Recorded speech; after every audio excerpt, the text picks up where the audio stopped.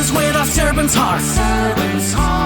Welcome to the podcast. Inspiration, motivation takes. Listen to the podcast. We're all about to talk about life.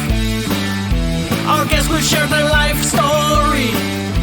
We want you to success in life and business. We're ready and we will start shortly. We're gonna talk about life. We're going to speak on business. You're gonna shine bright. We are going to witness. Business with a servant's heart. With hosts Steve, Ramona, and Ray. Inspiration, education talks. Listen to the podcast.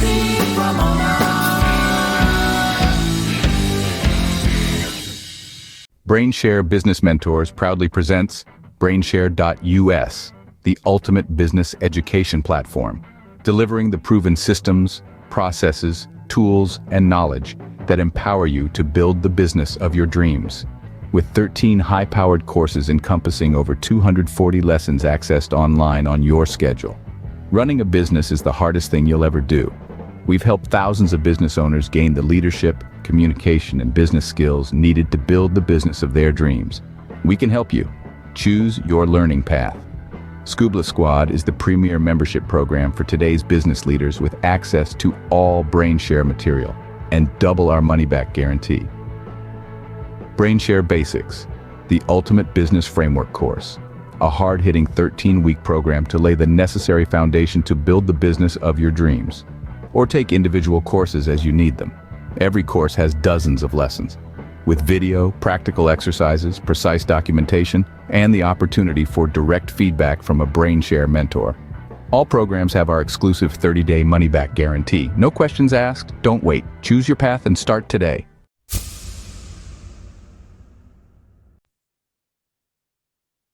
Welcome to Doing Business with a Servant's Heart podcast. Doing business in life with a purpose, serving others and achieving success.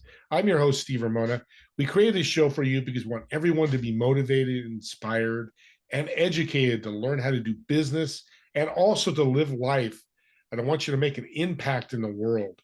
I want you to think about, while you're listening to my incredible guest today, how will you serve today and what impact will you create today?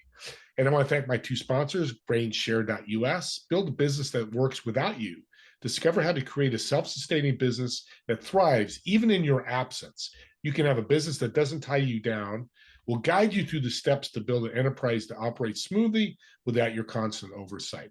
Visit BrainShare.us to learn how to set the foundations for a business that stands the test of time. With BrainShare Business Mentors, you can build a business that works without you. And PitchDB, successfully connect with 11,000 conferences, 3 million podcasts, to be a wonderful guest and to build your thought leader platform and scale your business. Increase your network to increase your net worth. And I'm excited today to have my guest because I mentioned impact in my monologue. What an impact I just learned today. He wants to help 250 million people in the world. That is a true servant's heart. Kellan, welcome to the show. Thank you, Steve. And the first thing I want to do is honor you because a podcast is a labor of love, no matter how long you've been doing it. It's a lot of work. And so for someone like you, especially on the mission you're on, to help people learn to love themselves, to work with a servant's heart, to understand that the true value of our lives is who we're being and not how much money we make. I love that. And so I just wanted to honor you for your work. Amen. I appreciate that. 250 million people. People are going to say that's a lot of people. To me, that's probably not a lot of people. But what is your goal with this 250 million people to help them? And what's your mission with this? Well, the goal started a few years ago, about 3. And my year starts October 14th. And that's part of a story we may get into about how I got here doing what I'm doing. But in October 14th, I had a goal of 10 million people a few years ago. And I don't know where that came from. When that year was nearly over, I was on a show. And it was in August. So it was just a couple months before the end of that year. And the host was an hour, and he was at the end of the host. He said, or end of the show, he said, "You need a bigger goal." And I said, "Okay." And he said, "No, I'm serious. I've been on here with you for an hour." And then he got really emotional. And he said, "You have changed my life, and I'm going to talk to at least 1,000 people this week. You need a bigger goal." So when the year got passed, I set a goal of 50 million. And as we went through that year, and I did everything I could to be on shows, and I have a podcast of my own with 850 something episodes and an LA talk radio show and whatever I can do besides books and conferences I speak at. Anyway, at the end of that year, we added up our audiences and it looked like about 75. And that was this last October. So this year we set a new goal of 250 million. And what I mean by that is, the way I say it is, I'm going to help 250 million people discover who they really are, and then be able to create from that infinite opportunity. And I know that sounds like woo-woo, but what I really mean by that is, think of a superhero that's in their mask, right? And then they're revealed. And suddenly, if you reveal to yourself who you really are, you're divine, you have infinite capability, you're built to love and serve. We really all are. And the best you can offer the world is your authentic, real self, your opportunities, your struggles, your resilience, the stuff that you've learned and who you've become. Creating from that place would and does allow each person to make a difference, also to have fun and also make good money. So that's what I mean. And so that's where my goal came from, and that's what it is. So we're going to take 3/4 of America and we're going to change them. Well, you, but I'm going to help you change them. And thank you. You're welcome, because that's a servant's heart. And you heard not a lot about money there, which is what I love. It's about the activity of supporting people, and whatever comes about that it happens, right? It does. My business plan, people ask me all the time, well, how do you monetize your podcast or your appearances or whatever? And my business plan is really simple. It says, I never look for clients. I look for people to love, opportunities to serve, and problems to solve. And I promise from that formula, and I don't just say those words, I never look for clients. I look for people to love, opportunities to serve, and problems to solve. And clients just show up. People that say, you know what, we've talked, I think it can really help me.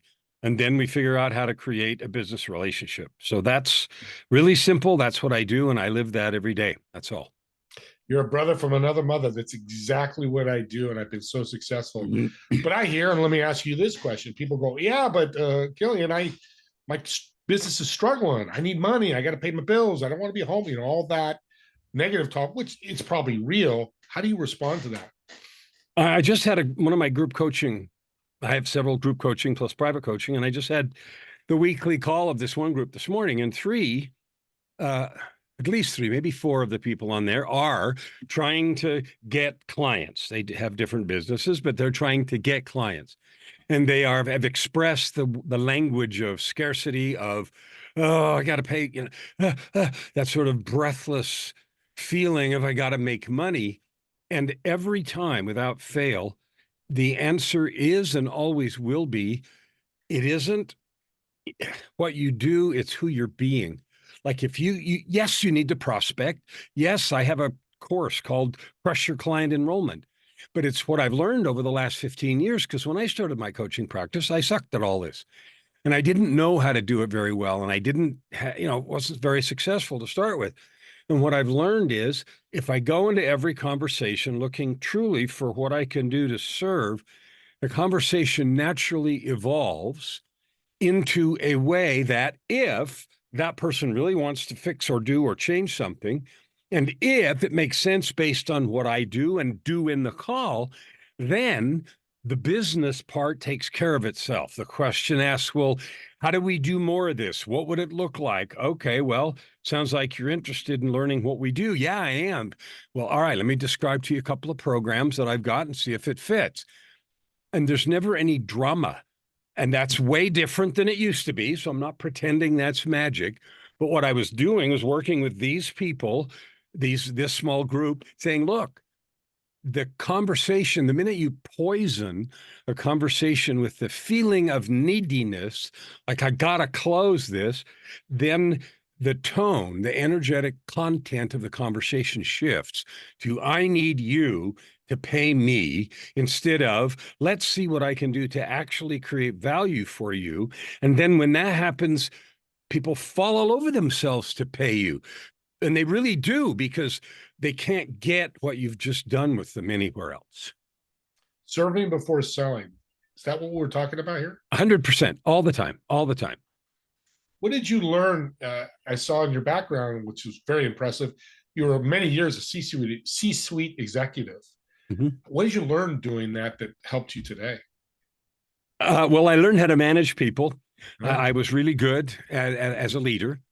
That didn't change the fact that I was terrified when I started coaching, because when I was in charge of stuff, I was working with that thing over there. And I knew how to be kind and invite people and create sort of cohesive teams. When I started coaching, it stopped being about that thing over there. And it felt like it was about, am I cool enough? Am I impressing them? And do I matter? Did I ask good questions and all that sort of stuff that you struggle with, start with? And so I learned a lot about people and about leadership in the leadership positions I had, but about the true essence of serving first and letting business manifest from the obvious outcome. That was something I didn't learn in that position because I had a job. And yeah, there were high powered jobs, but it was still a job. And it was about that thing over there instead of the kind of relationship you create as a coach. We have a lot of founder, C-suite, high executives that listen to this show have been guests. How can they serve their employees better? Things that I wish I'd done more. If I had been congruent. So my transition or transformation story is quite dramatic. I had a 30-year career. Yes, I did, but it was a disaster personally behind the scenes. I was, the A-type, climb the ladder, do big stuff, and I made a lot of money, and I was, quote, a big shot. But my life behind the scenes was a disaster and included some pretty dramatic things, which I've now since written about in one of my books called Tightrope of Depression. And it included, addictions and rehab and divorces and a lot of personal failings. And so what I could have learned and could have been a lot better at, and if I were to do that kind of arrangement over again, it would be to truly care. Like when I teach people how to get clients, the first thing I say to them is you got to exercise your give a crap muscle. You actually have to care about people getting what they want, not just selling a widget, whatever the widget is. Right. And so when you truly care about it, every conversation you have is different because the questions you ask, the way you listen, it's all completely different. So learning to listen, learning and choosing to care and create the opportunity for people to advance and serve in a way that is fulfilling, and don't shy away from problems. One of the interesting things on this very call this morning is I said, so go through a enrollment call with me and tell me where it seems to go south for you. And each time it was, well, the transition between I'm helping them or we're talking into the enrollment part. And I said, stop making a transition. Stop making it like a corner you're turning. Just find out enough so that when you say to them, I think I have something that might help you, that is an obviously true statement because of what has happened before that. And that's not just true with enrolling clients, it's true with enrolling employees.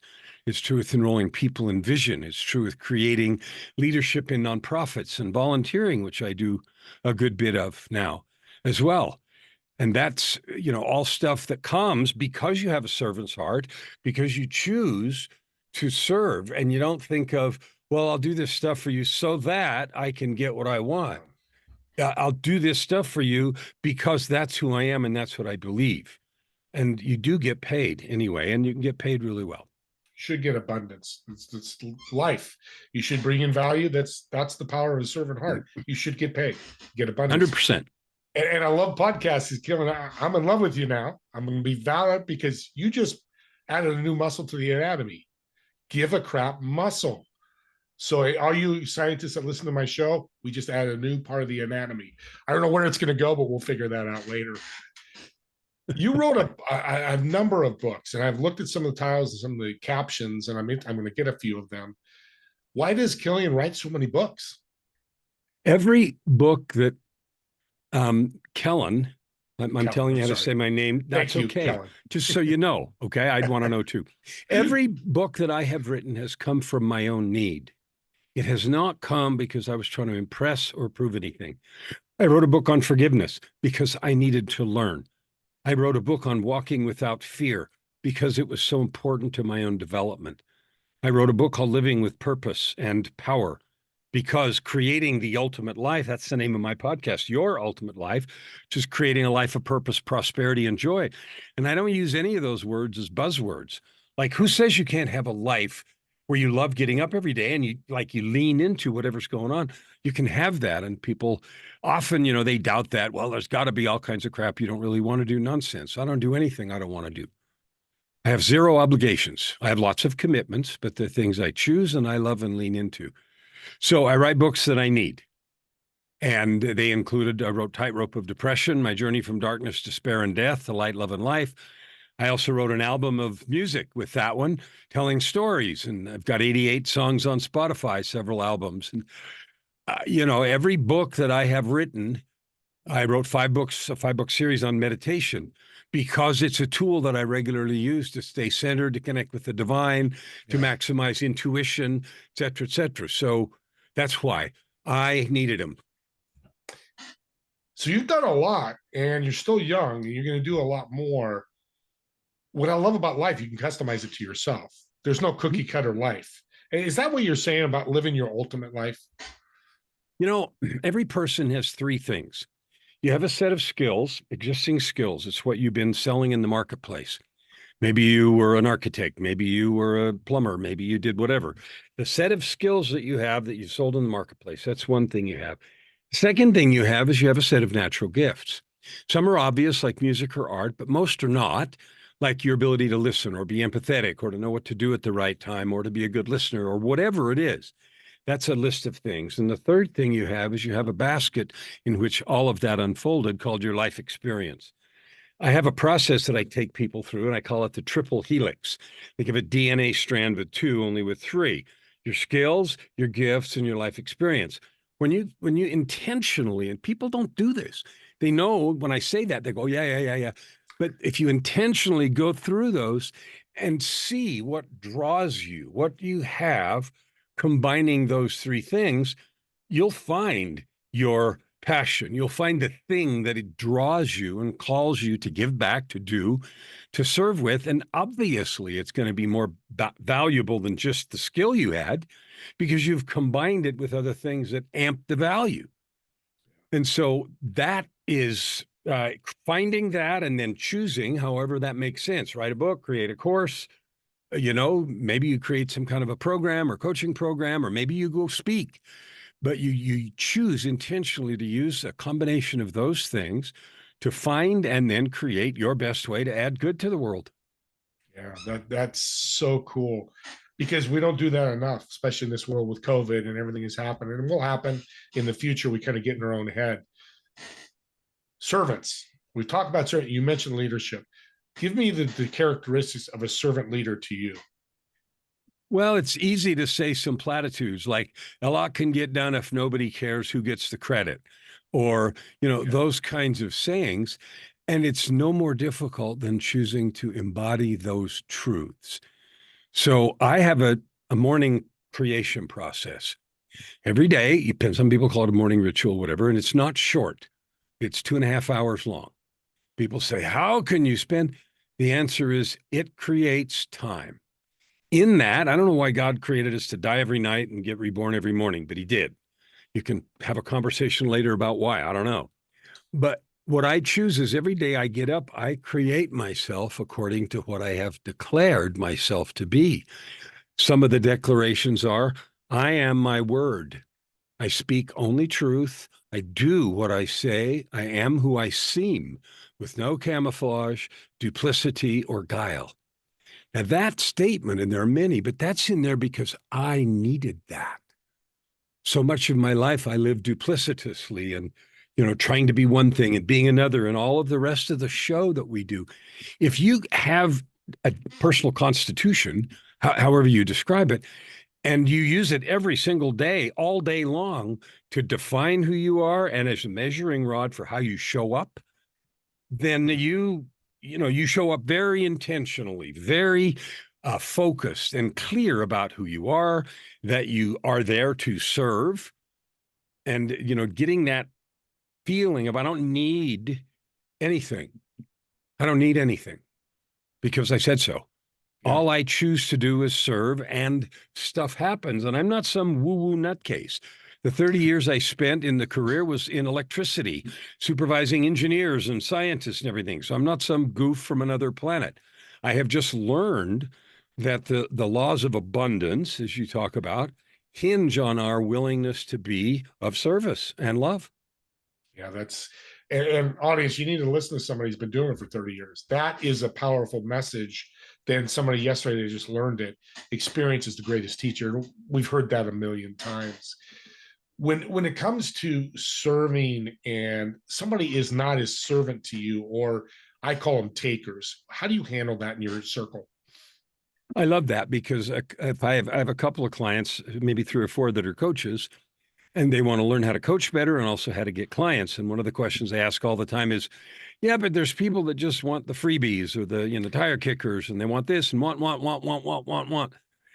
You're the professional. You get to choose how long to spend. You get to choose whether or not to schedule another appointment. You get to choose whether or not to continue. If someone is just coming in to taste the freebies and they do it over and over again, you'll know really quickly if they're serious about transformation. I'm a catalyst. I make things happen that wouldn't happen otherwise. But if people are not interested in changing, then they're not the right fit right now. And sometimes people say, well, I can't afford you. And I say, okay. I say, here's what you could do. You can buy books. I put tons of videos up on Facebook and YouTube. There's tons of free stuff you can go use. And here's what I know. If a person goes and consumes and takes action on the free stuff that I have put up, they will create money, and then they'll be able to do something. If they go look at all that stuff and it's too hard, then they wouldn't succeed even if they paid and came to coaching. You don't want to take their money if they're not going to succeed. It doesn't I benefit won't. anybody. So you're telling me being a servant is saying no? I say no all the time. Oh, I love it. I say no all the time. I love that because that's a thing that challenges people that I talk to. And I had to learn. Be completely honest, I've been a servant for a long time, but I never wanted to say no. Because we're service doesn't mean we serve everybody. You can't. Right. Like, here's the truth. You need money. And so all this talk about I don't look for clients doesn't mean I don't make money. I make good money. My business is thriving, but I don't worry about it. And it isn't, well, I quit worrying about it after I made the money. No, making money comes fastest from serving, but you also have to have good boundaries. I can't possibly serve everybody. So I have to choose the ones where I think I can make the most impact, make the biggest difference, not only in their lives, but in their leveraged impact for who they're going to serve. And people that live to complain and are just looking for a shoulder to cry on and who blame externalities for everything in the world, they're not in a position to execute the strategies and activities that are needed for real change. So it's not complicated. You talk to somebody for an hour and it's really quick. Their energy, their language to know if they're focused on action and getting stuff done. Something else you said was very powerful. Kind of, we glossed over it, is now, not now. You're saying, and you tell me, Steve, you're not ready right now, but I'll be ready for you in the future. Is that what you're saying when you tell me I'm not ready because of some of these externalities and money and all that? I have clients that I've nurtured for 2 or 3 years before they become clients. So, and who have been a client for a year and then go do stuff for a year and then they'll come back. I got a guy that owns a business and he was a client for a year and then he's taken a year and 3 or 4 months off. Told me 2 or 3 months ago that this summer he's going to come back and coach for another year. I have a not yet folder on my email, and the not yet folder is someone that I've talked to a time or 2 or 3, and it's clear almost always because of their own personal choices, who they're being, sometimes because of external circumstances. And people always want to blame external circumstances, but the truth is it's personal choice. But if I feel moved, so I have a big, long morning ritual. I don't end my morning ritual till I feel connected and inspired. I go through my day totally focused from inspiration, and I know what to do. That's why I say that morning ritual creates time. Imagine if you went through your day knowing right now what to do all the time, and your decisions were quick, and there was no hesitation and very few do-overs. Well, Oh, of course, you'd get more done. Well, but that's possible. That is a possible place to live. I know because I live there, and I don't say yay me. With the blood, sweat, and tears, you can go there. And then you can make a bigger impact. You know right away who's ready and who goes in the not yet folder. Once in a while, I'll look through that folder and I'll say, I'll be inspired. It's time to reach out to so-and-so. And so I do. I write them an email, send them a message and say, hey, we haven't talked for whatever. Tell me what's going on. And because of the nature of our previous conversations, they know in their heart, and I'm genuinely asking, I'm not saying, are you ready to buy my crap? I'm just asking how they're doing. And building so relationships. it's just love people and be there for that, and you'll get money and you'll get all of it. And if you need help with that, you can get it. I sure need it. I mean, I didn't build all this crap I'm talking about by myself. I had all kinds of help, but it's possible. It's also fun. Yeah, and it's great because you've built that relationship so you can go out to your circle. I need help. And even today, you probably could. I'm sure you can. Hey, you know, I'm working on this XYZ. Hey, can some of you guys help me? And they'll be willing to do that, right? Absolutely. I do it all the time for my 250 million. Everybody, I'm going to say, you know what? People always say, well, what can I do to help you? My answer is really simple. I need places to reach more people, and I need you to share my podcast, because those are the two largest things that are easy for people because they don't cost any money. And then it's really quick to see who's serious about helping. It's not complicated. Oh, it's so simple.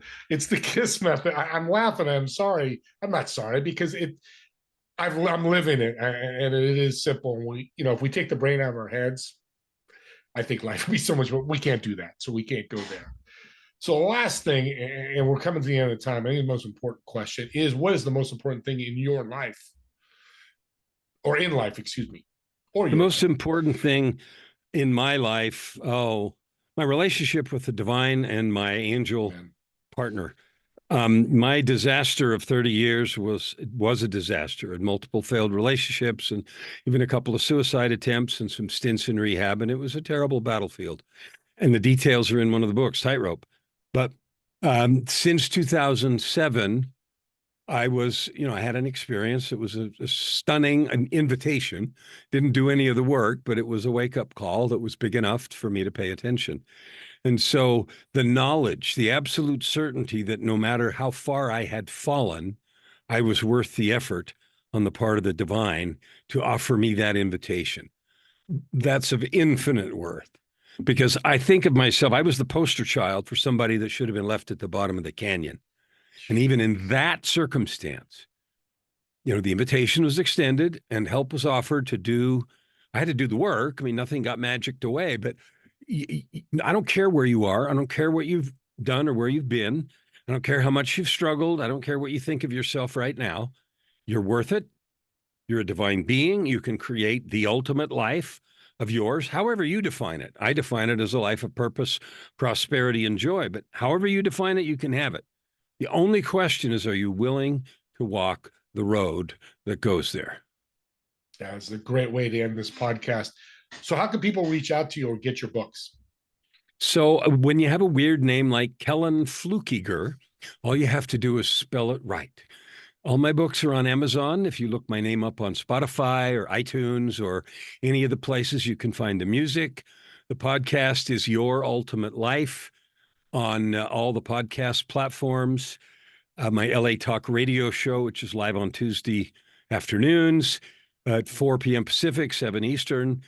The name of that show, of course, is Your Ultimate Life. So that's how you can find me. My website is my name. Gee, I only paid $2. Who else wanted www.kellanflukiger.com?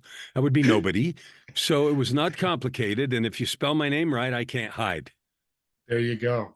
And I love the name because it's a great name. Irish name, I'm assuming. We just got out of St. Patrick's Day, right? I don't know. Some people have told me that Kellan is Gaelic. I didn't know that. I think my parents think they made it up. Flukiger is actually Swiss, from the German part of Switzerland. It's a very unusual name, except in that part of Switzerland. And then I understand there it's as common as Smith.